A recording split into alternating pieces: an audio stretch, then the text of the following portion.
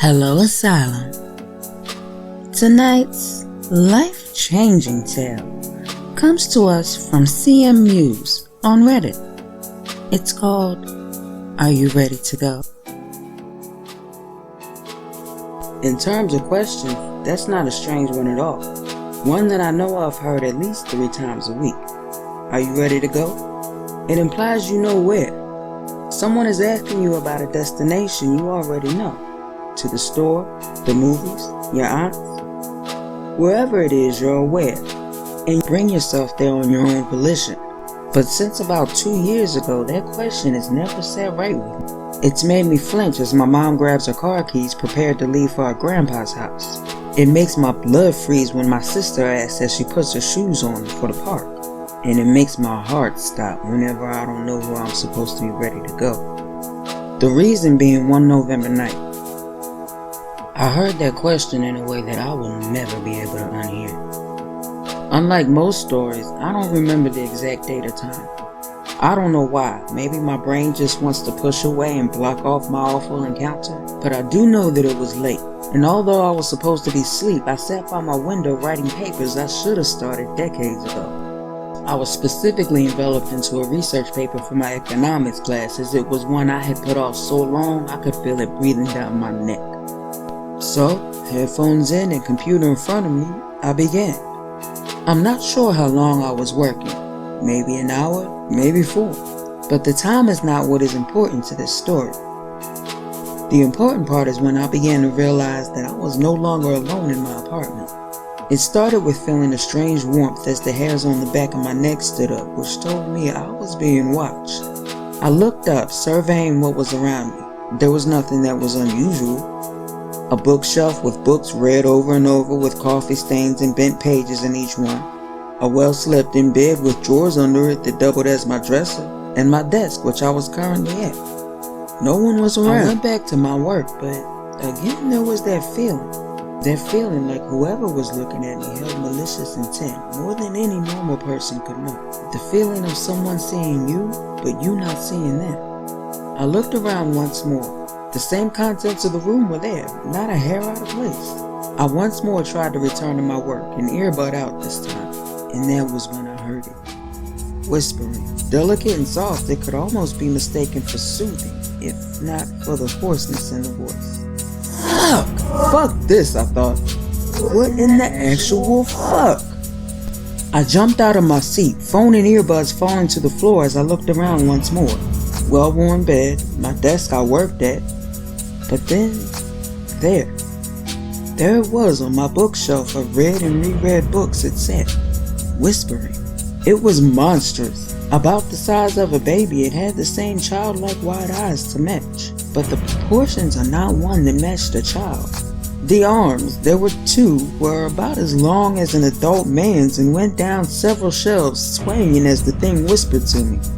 They were mangled to hell as if they'd been lit on fire and put in a blender at the same time, and you almost couldn't tell what they were meant to be. Its legs, however, were stumpy and seemed to also be problematic as they were entirely thin to bone and red as the burning sun. The body was rather thick and small. I would have asked it how it stood had I not been so afraid. And as for the skin, there was no specific hue, as every few seconds it would change slightly to colors I didn't ever think existed. The face, though, was the worst. In these past years since my encounter with it, I've drawn it dozens, hundreds of times maybe, but it's always the face I get wrong. Maybe writing it down will help.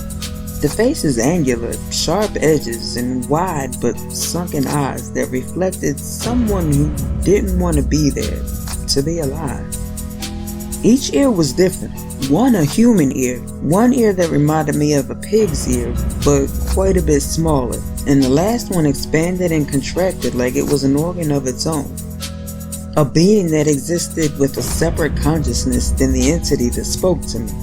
Its nose sunk backwards into the face with lips that split and bled freely. Just like the skin, the face would twist and contort ever so slightly every few seconds. I didn't know what to do. I was just frozen. A wide evil smile that split to all 3 ears. So you do hear me? It asked, the same whisper protruding from that evil grin that never fell. Who? I couldn't speak. I had lost all control of everything. I was scared, but when I finally snapped out of it, all I could think to do was run, and I did. I ran right past my bookshelf, my room, and out into the main hall in a way I could never have done 20 minutes ago. I ran in such a blur, seeing the kitchen, then whizzing past our couch, hitting the door with a loud thud. I fumbled with the lock for only a few seconds before running out, heart pounding. In a blink, I hit solid wall. I opened my eyes and saw my worst nightmare, the door of my room. I won't make this longer than it must be, but I feel it's necessary you know that on my first try, I did not enter that room.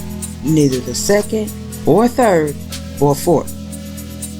The cycle of my failed escapes continued for so long, when I rethink that night, I don't bother trying to count. But finally I realized I could not escape without first seeing what this hellspawn had to say. After one last attempt, this time out of a window down a drain pipe, I still ended in front of the door. I was tired, too tired for any of this, in a way that I could have walked in and been killed in the most brutal way possible, and I would have still been at peace. With that in mind, I opened the door to what had once been my haven. Inside, the hellion had decided to take a spot on my bed, and it sat, staring at the door frame and me inside it. I looked around it and saw it decided to rearrange, making the room more and more foreign to me. My bookshelf with my worn reread books had been placed sideways, and each book was put in backwards. My bed somehow was upside down, the bed sheets torn to ribbons, as well as the carpeted floor. And the desk I had next to the window was now directly under me. The walls, originally a light blue, now changed colors, reflecting the demon's skin. In taking in all this, I felt as though no chaotic description could truly describe how malicious the room felt. Like someone taking a perfectly put together puzzle and forcing it together with another set of puzzle pieces. Wrong and intentionally made to feel so. My eyes were ripped away from the scene and back to the demon. It beckoned to me, for me to enter. I'm no holy man, even now, but right then, that damn I was praying. I entered the room. It watched me, my every move, with those tired, sad eyes and the wide, bleeding Cheshire smile. Are you ready to go? It asked. Go? Go. It stated. It held out one long arm and it seemed to lengthen till it reached me. I backed up, but there was nowhere to go. Instead of grabbing me, it held out its hand with bleeding stubs for fingers. Come along with me, Casey, it demanded. Its voice snarled and gnashed, and the eyes held my gaze, and I looked back. In its eyes, it showed me what would happen if I said no. I shook at the sight. I didn't speak and realized I had three choices. The first, take its hand, which seemed like a last resort, no way out kind of option. The second, refuse, and with what it had shown me, there was no way I was going to do that. Shit, it was reaching for me. So the third option it was. As I passed by everything I'd once had, everything that had been touched and sullied by this demon, and placed my foot on my desk, I felt no mental resistance as I launched myself up and out of this hell. I started going down feet first. Wherever I go, it'll be my doing, I thought. My last thought before I hit the pavement and things went dark. According to my mom, my downstairs neighbor had heard my body hit the ground, walked outside to see me, and called an ambulance. And according to the doctor, I'm damn lucky. Holy hell, I'm damn lucky. I had a fuck ton of lifelong injuries and a leg that would probably never heal properly. But I was alive. It's hard to explain the doctors and parents the situation I had been in. No, Mom, there was nothing wrong. There was just a fucking demon chasing me, so I decided I would choose my fate. Doesn't really fly by. So when they asked, I gave the easiest answer. I had to go to a mental hospital for a while, but I recovered very fast, seeing as I never had anything wrong with me to begin with. Once I was out, I decided it best to leave that place. In the end, I took nothing but my clothes and a few of my most favorite books. Everything else was either donated or tossed. I could never see my things the same, and I could never keep the items that Spawn of the Devil had touched. Even the few books I had tried to keep, I eventually had to get rid of, because every time I tried to read them, I'd dream of that night and wake up with those whispers in my ear. 2 years later, I still live in my mom's house, finishing college online. She's grateful to have me close, that her kid is alive. My sister is glad to have her older sibling back. Some days I'm glad I didn't die, but on the days when I'm tired and can't keep out the intrusive thoughts, I think about that thing, about that night. I try to pretend it's all a dream, that my coma-induced state had made it all up, because I don't want to think about if that was truly my reality, because then it leads to questions. Questions like, what if it comes back? What if I hadn't escaped its clutches? And the most frequent question, what will my answer be if it returns? Here's a question, my dear Asylum.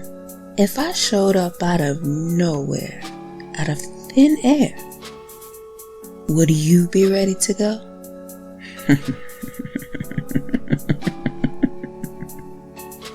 If you enjoyed this tale by CMMuse, you can find the link in the description. And if you have a tale that you would like narrated by me, you can reach me at justmygemini@gmail.com. Until next Friday, good night. And don't let the monster under the bed bite.